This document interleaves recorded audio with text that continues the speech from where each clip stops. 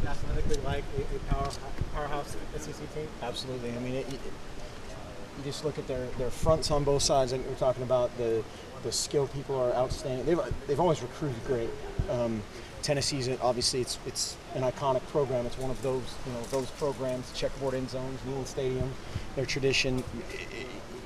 They've done a great job recruiting there forever, and they've got a great skill set right now. Big guys, fast guys, and it's an unbelievable challenge. You look at their special teams units is where that kind of really jumps out the most, kind of being different from the last two opponents we had as unbelievable speed and athleticism across the board. Defensively, they forced five turnovers in the first 6 possessions. I mean, what have you seen from their D? It's unbelievable. I've never. I literally, when I was watching the film, I thought it was screwed up. Like I thought I thought I hit rewind one too many times or something. But wow, I don't know if that's a record, but they have 7 overall in that game, and I mean, incredible. There was one of them that was kind of a lucky drop thing, but all the rest of them, they either forced or kind of earned. And we preach ball security and hammer home great decision making by our quarterbacks, and it'll be tested for sure this week. Coach, it seems like the tight ends for the opposing team have had good days against you guys. Is that just them taking what you're giving them, or has that been an exposure point?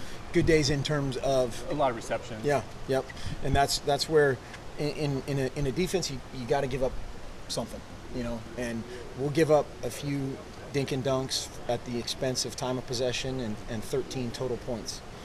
We'll take that, all day. But our defense is doing a great job of rallying to the ball, being disruptive around the ball.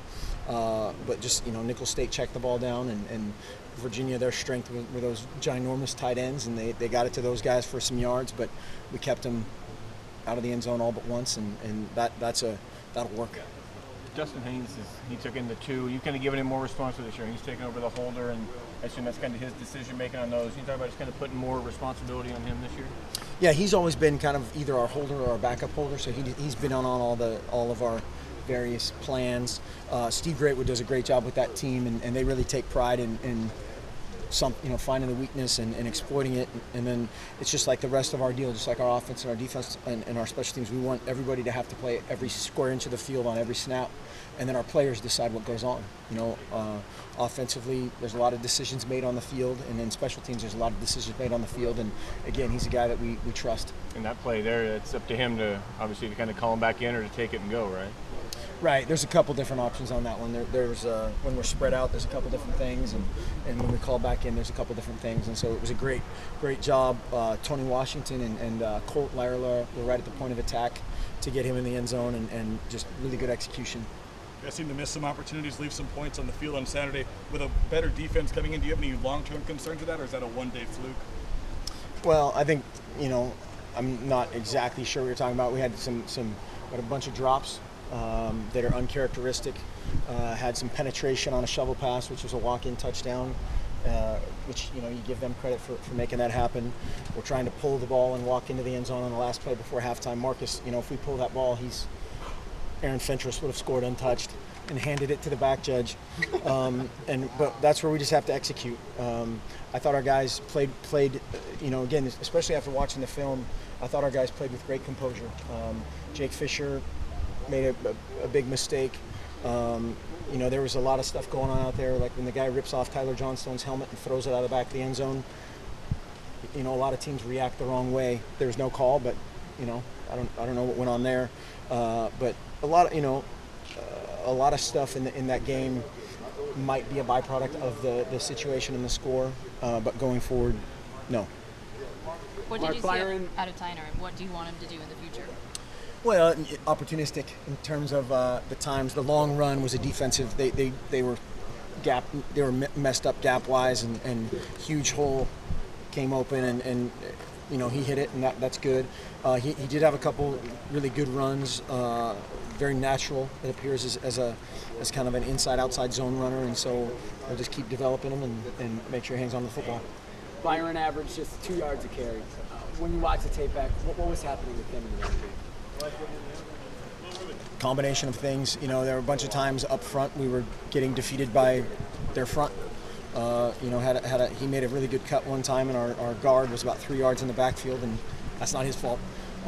But that's and then part of that sets up other stuff too, whether it's the play action game or a couple of those other plays that bounced outside or Marcus pulling it. It all feeds off each other.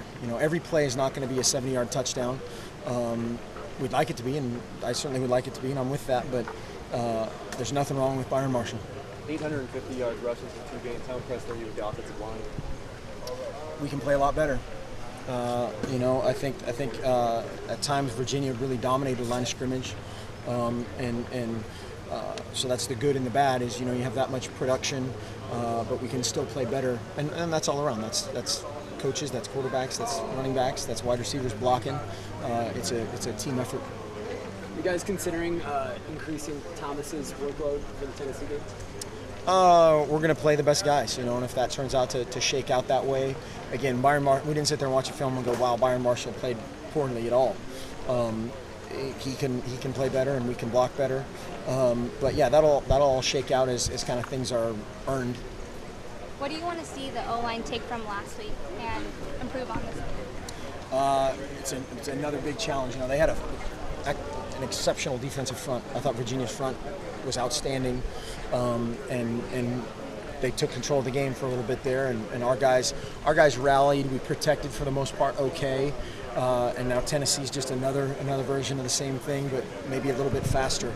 And so it's just a huge challenge, and those guys just come back, and I know they will. They practiced really well today, and come back and take it as a challenge and get better.